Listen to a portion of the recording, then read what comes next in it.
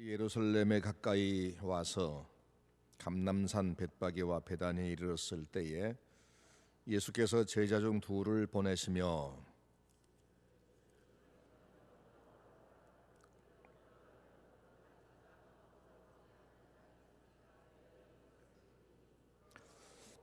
만일 누가 너희에게 왜 이렇게 하느냐 묻거든 주가 쓰시겠다 하라. 그리하면 즉시 이리로 보내리라 하시니,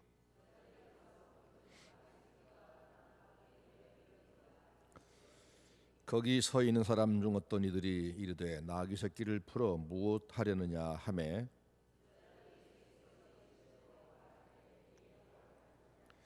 나귀 새끼를 예수께로 끌고 와서 자기들의 겉옷을 그 위에 얹어 놓음에 예수께서 타시니,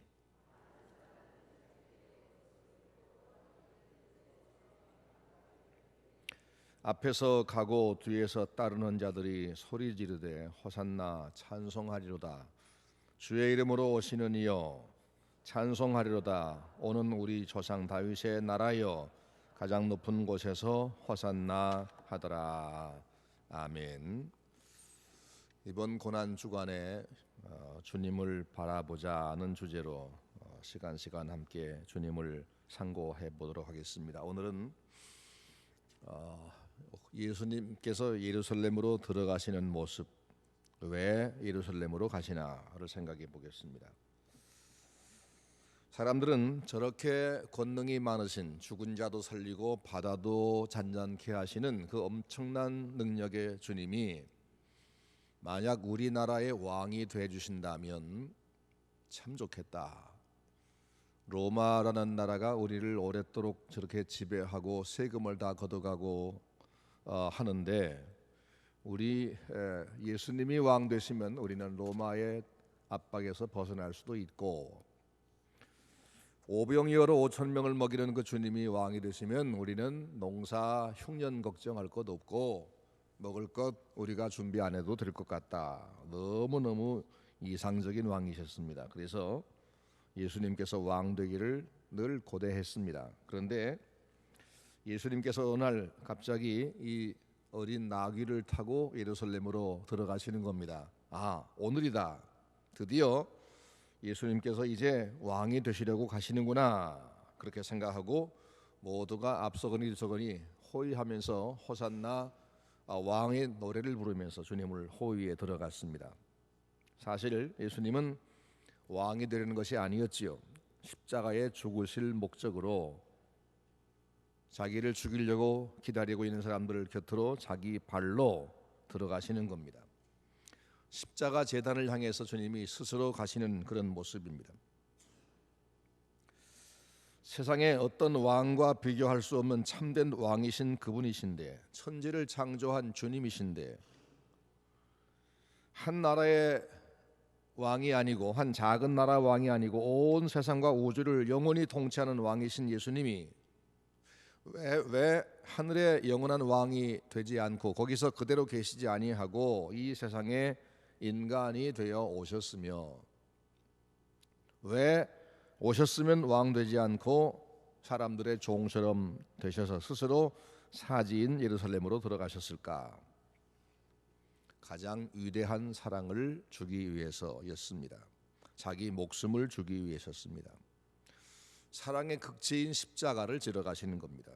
하나님과 동등하시면서도 그 동등된 자리를 계속 유지하지 않으시고 오히려 사람의 종인 것처럼 사람들을 위해서 자기를 희생하러 오신 겁니다. 그들 대신에 매를 맞고 그들이 먹을 욕을 대신 먹으시고 그들이 받을 벌을 대신 받고 그들이 당할 죽음과 지옥의 절망을 대신 겪기 위해서 이 땅에 오셨고, 때가 되어 그 일을 하러 예루살렘으로 가시는데 사람들은 그것을 전혀 알지 못한 채 왕이 되어서 자기들을 먹이고 입히고 하는 그런 그 육신적인 것을 만족해 할 줄로 알고 너무너무 좋아서 호산나 호산나 노래했던 것입니다. 2001년 1월 26일 도쿄 지하철역에서 열차를 기다리다가 술에 만취한 사카모토 세이코라는 사람이 철길로 떨어지는 것을 보고, 그만 열차가 지금 막 달려오는 것을 보고도 뛰어 들어가서 그 사람을 쳐들어 올리고 자기는 치어 죽은 당시 고려대 4학년이었던 이수현이라는 학생이 있었습니다. 그 사건은 순간적으로 일어난 사건입니다. 그러죠? 순간적으로 일어난 사건이지만 그것은 우연한 사건은 아니고 그 사람, 그 청년이 평소에 늘 남들을 배려하고 사랑하던 마음이 한순간에 나타난 것입니다. 가장 아름다운 사랑이 한순간에 드러난 겁니다. 또한 40대 아버지가 불붙는 아파트에서 6살 난 어린 딸을 구하기 위해서 딸을 안고 10층 아파트에서 뛰어내려서 딸은 살리고 자기는 시멘트 바닥에 부딪혀 죽은 일이 있었습니다. 이 비극적인 사건도 우연히 일어난 게 아니지요. 늦게 얻은 딸을 너무 사랑한 나머지 그 아이가 위기에 처하니까 순간적으로 그 아이를 위해서 그런 행동을 한 겁니다. 놀라운 사랑의 힘을 발휘한 겁니다. 이 세상에서 가장 아름다운 사랑이 가장 비극적으로 나타난 게 어떤 사건일까? 바로 십자가 사건이죠. 십자가 사건. 십자가의 사건은 이것은 순간적으로 일어난 사건처럼 보이지만 순간적으로 일어난 우연한 사건이 아닙니다. 쓰레기같이 된 못쓰게 된 인간들을 내버리지 아니하고 그것들을 다시 살리기 위해서 오래도록 준비하고 고심하던 하나님이 드디어 그 때가 되어서 결행하신 겁니다. 로마서 5장 말씀 보면 그분의 우리를 향한 사랑이 어떠했는가 말씀해 줍니다. 제가 한번 읽어보겠습니다. 로마서 5장 6절 말씀, 우리가 아직 연약할 때에 기약대로 그리스도께서 경건치 않은 자를 위하여 죽으셨도다. 의인을 위하여 죽는 자가 쉽지 않고 선인을 위하여 용감히 죽는 자가 혹 있거니와 우리가 아직 죄인 되었을 때에 그리스도께서 우리를 위해 죽으심으로 하나님께서 우리에 대한 자기의 사랑을 확증하셨느니라. 곧 우리가 원수 되었을 때에 그의 아들의 죽으심으로 말미암아 하나님과 화목되었은즉 화목된 자로서는 더욱 그의 살으심으로 말미암아 구원을 받은 것이니라.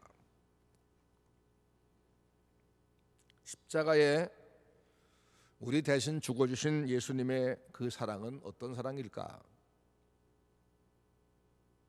첫째는 가치 없는 대상을 조건 없이 사랑한 무조건적인 사랑이다.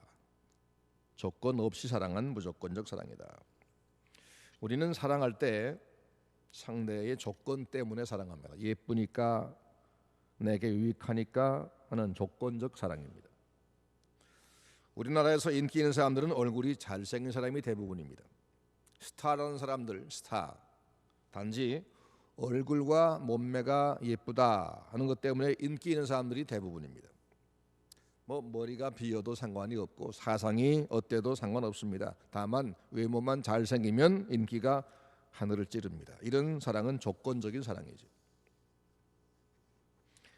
우리 청년들이 나이가 늦도록 결혼 못하는 이유도 너무 조건적이기 때문입니다.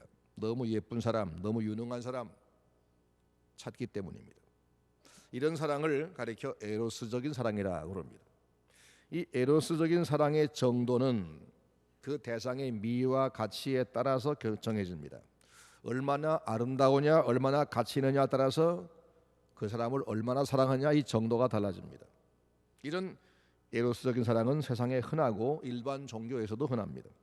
그런데 십자가에 보여준 이 하나님의 사랑은 대상의 미와 가치를 묻지 않는 사랑입니다. 아름답고 가치 있고 의로운 사람을 사랑한 사랑이 아닙니다. 연약하고 경건치 않고 죄인이고 심지어 하나님의 원수로 갈 때에 가치 없는 것을 위해서, 죄인을 위해서, 원수를 위해서 자기를 내주신 조건이 없는, 어쩌면 모순된 사랑입니다. 이런 사랑을 가리켜 아가페적 사랑이라 그럽니다. 우리가 아직 연약할 때에 그리스도께서 경건치 않은 자를 위해서 죽으셨도다. 우리가 아직 죄인 되었을 때에 그리스도께서 우리를 위해 죽으심으로, 우리가 원수 되었을 때 그 아들의 죽으심으로 말미암아 이 로마서 5장 6절, 8절, 10절 말씀 보면 하나님은 전혀 조건이 없었다는 것을 보여요. 오히려 가치 없기 때문에, 망가졌기 때문에 사랑했다고 말씀합니다. 이런 사랑은 세상에서 볼 수도 없고, 조건 많고 이유가 많고 따지기를 좋아하는 우리가 볼 때는 이해가 되지 않습니다. 십자가 사랑은 무조건적 사랑입니다. 이것이 특징입니다. 둘째는 자기의 행복을 포기하고 남의 행복을 추구하는 이타적인 사랑입니다. 우리의 사랑은 자기 행복을 추구하는 이기적인 사랑입니다. 상대가 아름답고 가치가 있으므로 그 상대를 내가 소유함으로 내가 더 만족하고 행복해진다. 이것 때문에 사랑하는 것이죠. 이기적인 사랑입니다. 따라서 이 에로스적인 사랑의 강도는 그 대상을 소유함으로 내가 얼마나 만족을 얻느냐, 내가 얼마나 기쁘냐, 내가 얼마나 이익이 되느냐, 여기에 달려 있습니다. 그런데 십자가에서 보여준 하나님 사랑은 자기 만족이나 자기 행복을 전혀 추구하지 않습니다. 도리어 자기 희생을 하는 겁니다. 자기의 행복과 자기 만족을 포기하고 상대의 행복과 상대의 만족을 위해서 자기를 내주는 겁니다. 성경에는 자기를 내주었다 이런 표현을 합니다. 남을 사랑하기 위해서 자기를 포기하는 사랑. 그래서 다른 사람이 행복을 얻는, 다른 사람이 가치를 얻는, 다른 사람을 살리는 이런 이타적 사랑이었습니다. 자기가 사는 사랑이 아니라 자기가 죽는 사랑. 그래서 포항공도 다니던 이수연 학생, 제가 아까 잘못 말했네요. 또 40대 그 아버지,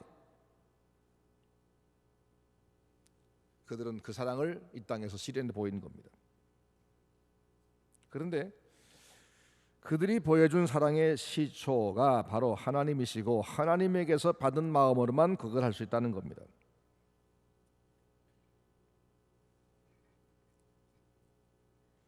자기 유익과 자기 평안과 행복을 추구하는 사랑은 아가페과에 속한 사랑이 아니라 에로스적인 사랑입니다.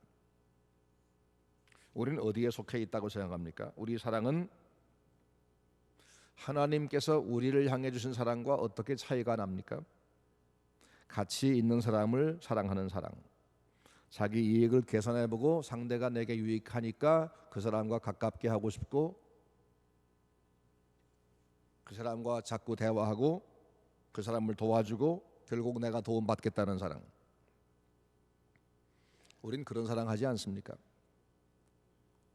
십자가의 사랑은 그와 정반대입니다. 가치 없는 대상을 향한 자기 희생의 사랑, 남을 위해서 자기를 포기하는 사랑, 참으로 놀라운 사랑입니다. 주님은 바로 그 사랑을 실천하기 위해서 지금 들어갔습니다. 예루살렘으로.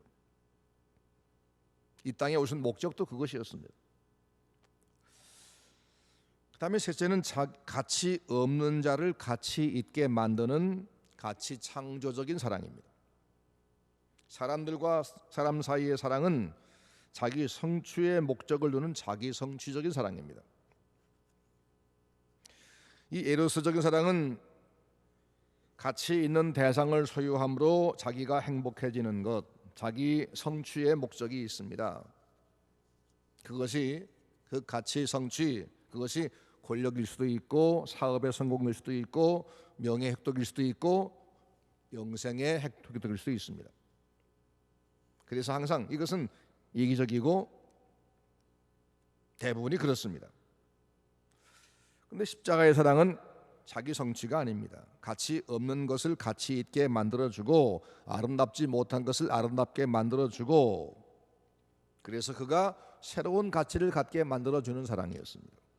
경건치 못한 사람을 경건한 사람으로 만들고 불의한 사람을 의롭게 만들고 죄인을 의인 만들고 원수를 화목하게 하기 위해서 두려운 자에게 용기를 주고 즐거운 사람 되게 하는 그런 창조적 사랑입니다.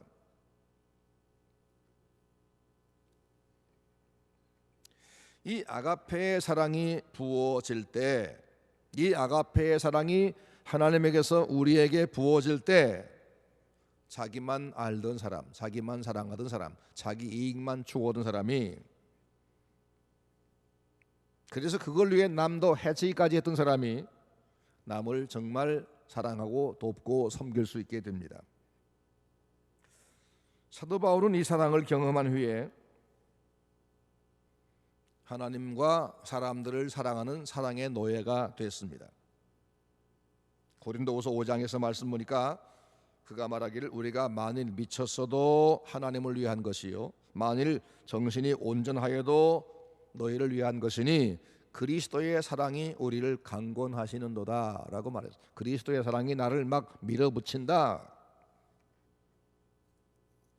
십자가의 사랑은 미움이 가득한 사람을 사랑하는 사람으로 만들어주는 새로운 창조적 능력을 가진 사랑입니다. 자기 유익에는 관심이 없고 상대방의 유익과 상대방의 성취를 위해서 자기를 내줄 수 있는 사랑, 이것이 주님이 보여준 사랑입니다. 오늘 십자가에 나타난 사랑의 특징 세 가지를 말씀드렸습니다. 십자가의 사랑은 상대의 아름다움이나 상대의 가치를 묻지 않는 무조건적 사랑, 자기의 행복을 포기하고 그 대신 다른 사람의 행복을 만드는 이타적인 사랑, 그리고 자기 성취, 자기 만족보다 상대방을 유익하게 만드는 가치 창조적 사랑이라는 겁니다. 이런 사랑은 바로 예수님에게서만 보입니다. 십자가는 멋진 장식이 아닙니다. 가장 아름다운 사랑이 가장 비극적으로 나타난 표현입니다. 자, 그러면 우리가 늘 십자가를 생각하고 주님 주님 부르는데 그 주님의 사랑과 오늘 나는 무슨 상관이 있나? 그 주님의 사랑의 결과로 내가 죄인이 구원받았고 마귀의 종이 하나님의 자녀가 됐고 저 무지한 미신의 제단 앞에 꿇었던 우리가 하나님 앞에 경배하는 사람이 됐는데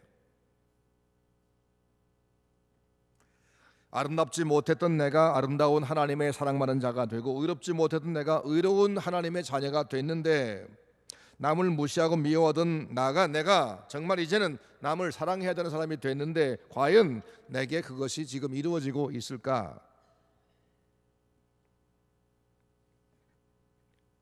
나는 주님이 내게 주신 사랑을 과연 실천하고 있을까? 내가 주님의 사랑의 그 강권을 받아본 적이 있는가? 그 강권에 내가 밀려서 순종한 적이 있는가? 사실 이런 사랑을 실천하는 것은 쉬운 게 아닙니다. 하나님께 받은 마음을 가지고야 할 수 있습니다. 이런 사랑을 이 세상에서도 자연스럽게 행하는 사람이 딱 하나가 있습니다. 어머니입니다.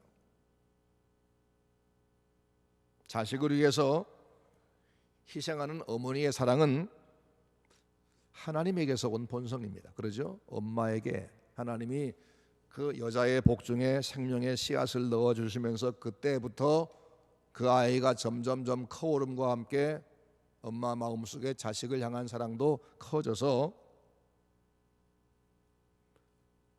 시집가기 전까지는 올케가 낳은 애기 조카가 변만 봐도 그만 더럽다고 도망치던 그 여자가 자기가 낳은 아기는 그렇게 이뻐서 그거 뭐 전혀 부끄러워도 않고 더러워도 않고 그 아이를 위해서는 모든 걸 다 하는 그런 사람으로 변모된 것이 그 본성이 자기가 가진 것이 아니죠. 하나님이 그 아이와 함께 넣어주신 겁니다. 하나님에게서 온 겁니다. 훌륭한 부모가 자식을 위해서 희생하는 그 사랑은 하나님이 주신 십자가의 사랑과 비슷합니다. 어떤 아버지가 날마다 몸이 불편한 자식을 데리고 운동하는 아버지가 있습니다. 어려서 소아마비를 앓아서 장애를 입었는데 아들이 20이 넘었지만 아직도 생각이 애기입니다. 밥도 떠 넣어 주어야 먹고 몸을 잘 가누지 못합니다. 그래서 그 아버지는 그 아들을 운동시켜 보려고 튼튼한 끈으로 아들의 허리를 묶고 그 끈의 한쪽은 자기 손목에 감은 채 날마다 동네 공원에 가서 운동을 시킵니다. 남들이 보고 이상하게 보고 무시하지만 아버지는 하루도 그러지 않고 밖에 데리고 나가서 운동을 시킵니다. 자기가 죽고 난 뒤에 자기 아들이 자기 발로 걷기라도 하게 하려고 그런다는 겁니다. 아버지가 고백합니다. 하루에도 몇 번씩 포기하고 싶지요. 그래도 누군가는 이 아이를 돌봐야 되기 때문에, 내 자식이기 때문에 결코 포기할 수 없어서 오늘도 이 아이를 위해서 내가 할 수 있는 일을 하는 겁니다. 이 아버지의 아들 사랑은 가슴 아픈 사랑입니다. 이게 바로 아가페적 사랑입니다. 그리고 이런 사랑은 하나님이 주신 것이고 하나님께 받아야만 할 수 있는 겁니다. 아이를 낳은 부모로서 하나님께 그 자식과 함께 그 마음을 받든지, 성령의 감동으로 거룩한 사랑을 받든지, 하나님의 사랑이 우리를 강권할 때 할 수 있는 겁니다.